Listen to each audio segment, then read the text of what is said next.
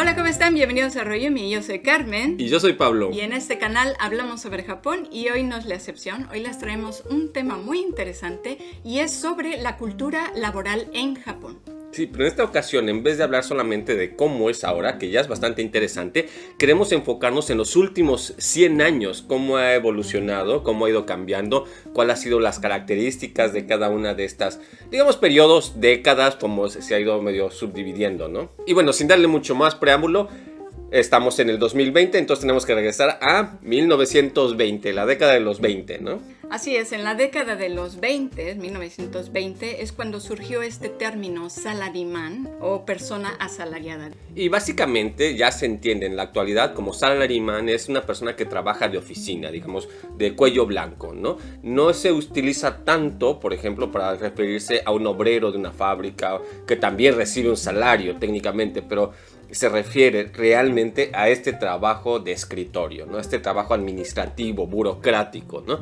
Y básicamente sí, en 1920, después de la Primera Guerra, es cuando empezó a tener un auge más grande, ¿no? La economía japonesa estaba creciendo mucho más rápido, empezaban a tener más forma algunas corporativas y contrataban a una gran cantidad de gente donde básicamente realizaban un trabajo pues burocrático, ¿no? Así es donde ya estas empresas centenarias actualmente empezaron ya a surgir, ¿no? Digamos, vieron su nacimiento con estos salaryman, ¿no? Este auge de personas que iban a una oficina, ¿no? Iban vestidos los hombres como occidental, digamos, un traje, camisa blanca, un pantalón, y curiosamente las mujeres iban aún en kimono, ¿no? En ropa más tradicional. Hubo un crecimiento en algunas áreas, por ejemplo la telefónica. Todavía iba a crecer más después, pero ya en ese tiempo empezaban, por ejemplo, a ser operadoras de teléfono, todo este tipo de trabajo que está entre el punto entre un trabajo de obrero y un trabajo de administrativo, ¿no? Entonces ya eran también considerados salaryman.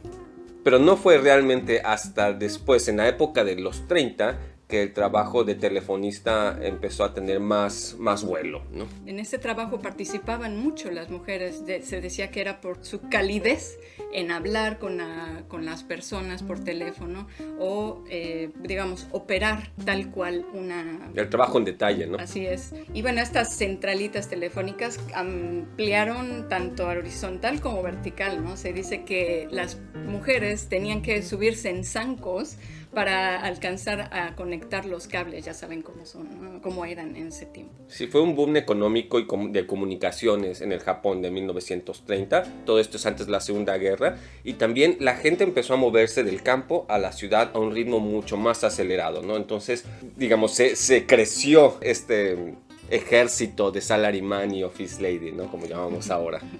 Y bueno, hubo una cierta interrupción en la economía japonesa durante la década de los 40 por la Segunda Guerra Mundial, aunque no se congeló totalmente, a pesar de las dificultades y todo. Obviamente la economía, la industria, todo tenía que seguir, los servicios tenían que seguir, simplemente hubo escasez, ¿no? Y esto se reflejó, por ejemplo, en la vestimenta. Así es, los hombres ahora usaban el traje típico de esa época, color kaki, son 2 piezas y le llamaban kokuminfuku. Era un uniforme que había establecido el gobierno en un código de ley, literalmente, en el que se hablaba de que el exceso, el lujo, era malo, era la perdición, ¿no? Y obviamente esto era con referencia a tener que ahorrar para poder enfocar los esfuerzos económicos a la guerra.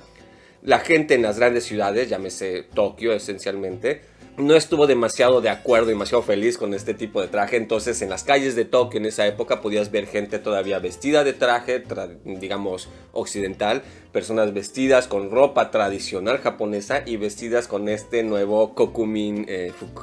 Y bueno, 2 años después de todo este cambio que se hizo en la vestimenta, se introdujo también para las mujeres una cierta obligatoria, le llamaban este pantalón mompe, es como un poco holgado. Con todo esto, probablemente que tenían que estar conectando, subiendo, bajando, era más fácil el movimiento, ¿no? Era una ropa de trabajo, no sé si han visto el anime En este rincón del mundo. La ropa prácticamente que lleva el de Shizuku, se llama, creo, es mompe, ¿no? Y básicamente era ya en ese momento las ciudades más grandes, un escenario, una pasarela de diferentes estilos de ropa, muy característico de la década de los 40. Y bueno, estando todavía en la década de los 40, ya más hacia los 50, los caminos ya empezaban a pavimentarse, ¿no? Entonces ya la gente podía usar otro tipo de zapato, que empezaron a usar un zapato tipo de cuero. Sí, se puso de moda más que otra cosa. Ya existía obviamente la gente que utilizaba zapatos de cuero, pero no era algo tan extendido. Y ya para finales de 1940, la década de los 40,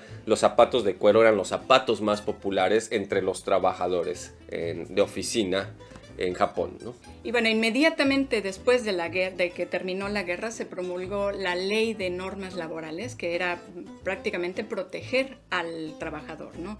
Darle un salario mínimo, vacaciones, si es que días de descanso si necesitaba. Se estructuró más los derechos del trabajador y esto realmente creó un cambio en la filosofía, en las prácticas laborales dentro de Japón, y esto fue muy característico de esa época, ¿no? Y bueno, obviamente esto llevó hacia la década de los 50, que es donde Japón pues empezó a encontrar estabilidad después de todo el ajetreo de la Segunda Guerra y empezó el boom económico. Era, digamos, empezaba la maquinaria, la locomotiva industrial, la locomotiva económica japonesa.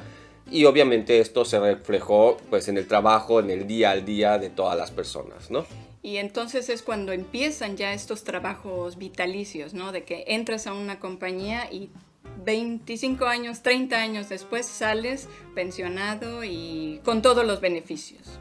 Sí, básicamente las empresas ofrecían contratos a sus empleados, donde, por ejemplo, entre más tiempo pasabas en la empresa, había más sueldo para ti. Era un tipo de aumento de posición, aumento de sueldo por tu nivel de senior, ¿no? Una persona que lleva 20 años en una empresa ganará mucho más dinero que una persona que lleva solamente 2 años. Y esto básicamente era una invitación a la lealtad hacia la empresa, donde la persona se sentía segura, ¿no? Así es, y también los ascensos se daban por la longevidad de la persona que llevaba en la empresa, ¿no? Si llevabas ya 15 años, entonces ya podías ser gerente, ¿no? O si llevabas 20 años, entonces ya podías ser vicepresidente, ¿no?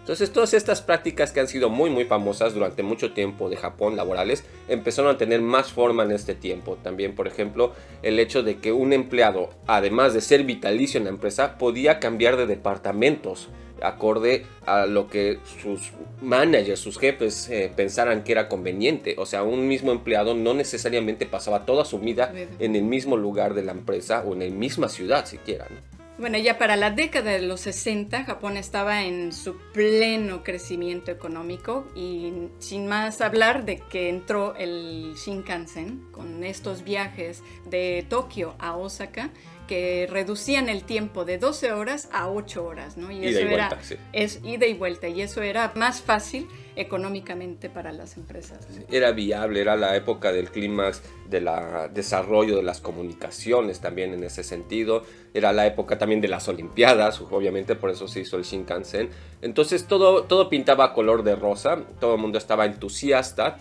había mucho trabajo, todavía tenía mucha fuerza la industria de la telefonía en ese tiempo en Japón. Yo recuerdo, mi abuelo trabajó para NTT, que es teléfono en Japón. Básicamente después de la guerra fue el sector económico que más creció, más trabajo dio y más dinero generó, ¿no?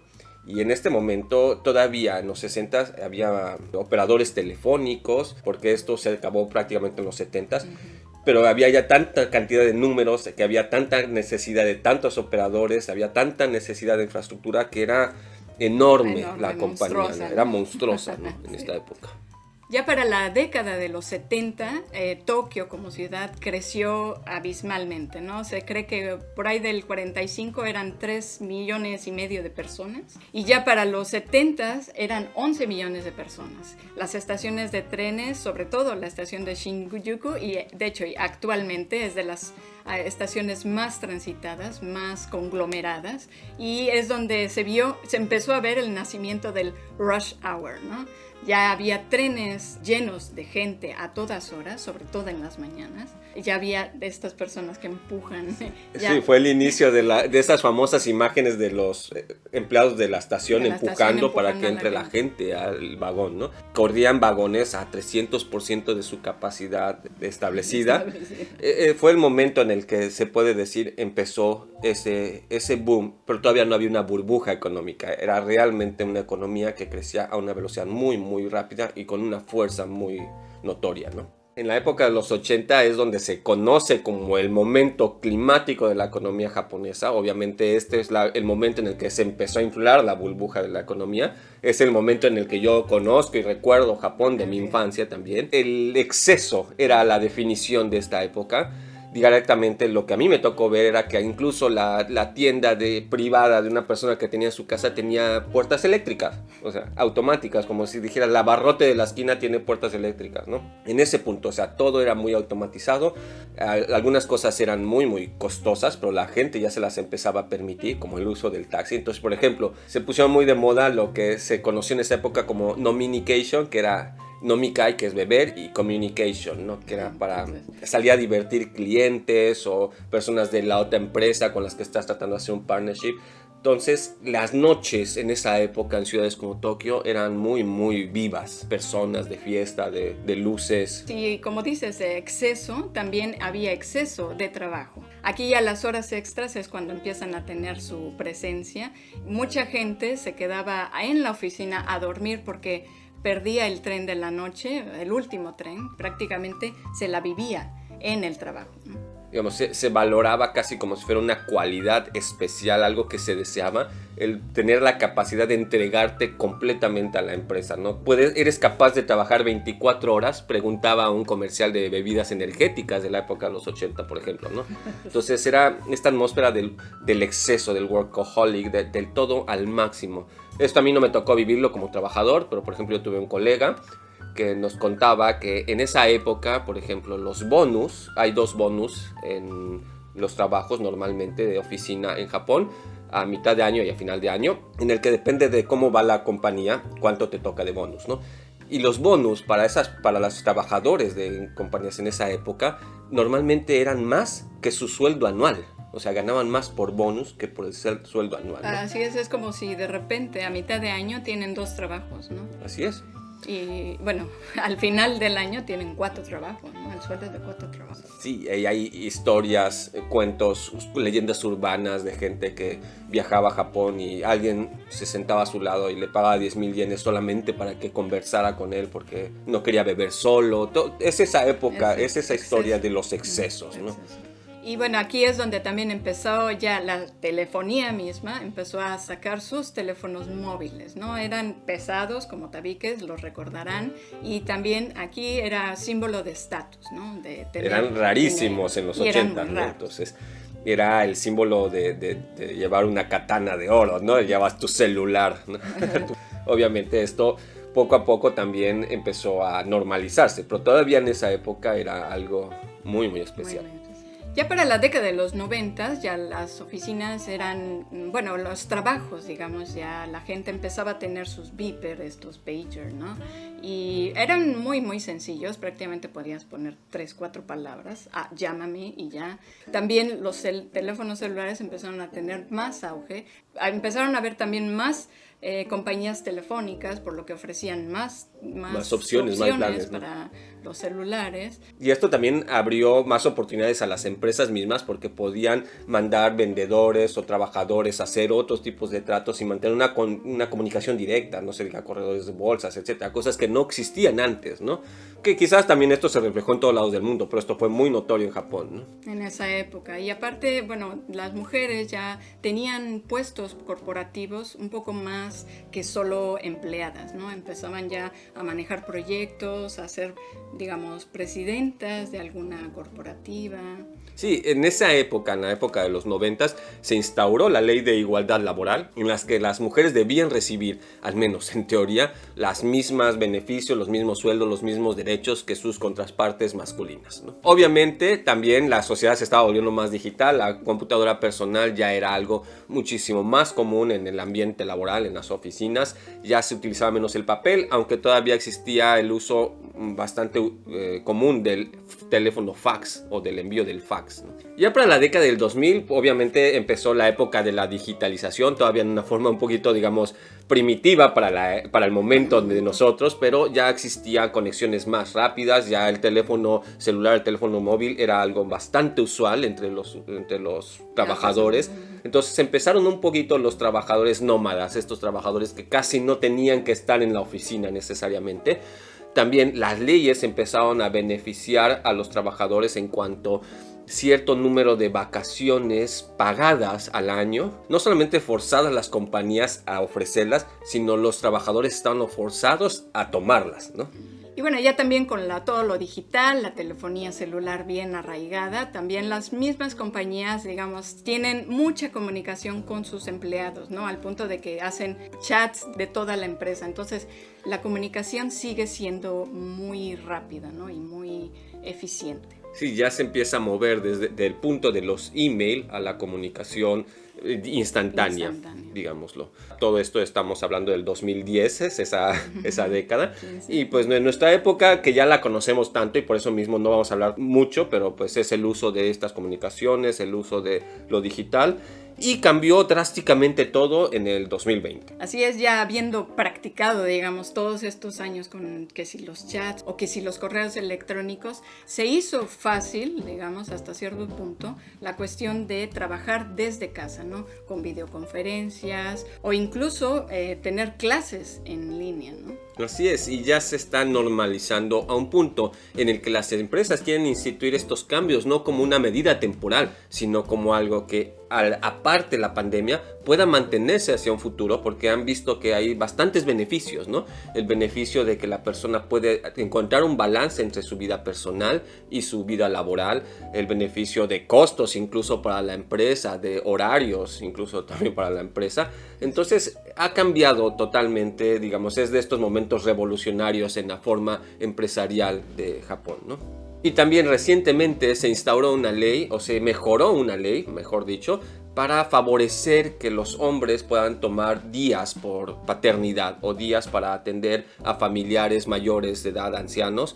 Y esto se promueve mucho para que las empresas permitan y a la vez las personas se sientan con la libertad y el derecho de tomar estos días, ¿no? Entonces también esto está transformando nuevamente la cara laboral, lentamente, pero la cara laboral de Japón, ¿no? Como fue el ministro del gobierno, Koizumi, que tomó días de paternidad, siendo un ministro en un partido político, él siendo además joven, fue, digamos, hasta cierto punto un buen ejemplo para que la gente se anime se motive y tome estos días, que no se sienta tan atada a que tiene que ir a trabajar. Y bueno, quizás esto sería el inicio del fin del salaryman, de la imagen del salaryman. Creo que todavía es demasiado pronto, siguen habiendo legiones enormes de salaryman en este país, pero definitivamente del nacimiento del término salaryman hace 100 años a nuestra actualidad ha cambiado muchísimo el concepto e incluso la percepción que tenemos nosotros del trabajo, de los contratos, de las pensiones, del salaryman, ¿no? Y cómo será dentro de 100 años. Cuéntanos tus predicciones en los comentarios. Y bueno, quizás esta cultura laboral tiene mucho que ver con las compañías longevas en Japón, que ya hicimos un video, aquí lo pueden ver, les va a gustar. Y si quieres seguir descubriendo Japón con nosotros, te invitamos a ver estos videos y a darle like a este video. Y no se te olvide compartirlo con tus amigos y tu familia, nos ayudarías muchísimo. Sin más, nos vemos en el siguiente video. Bye bye.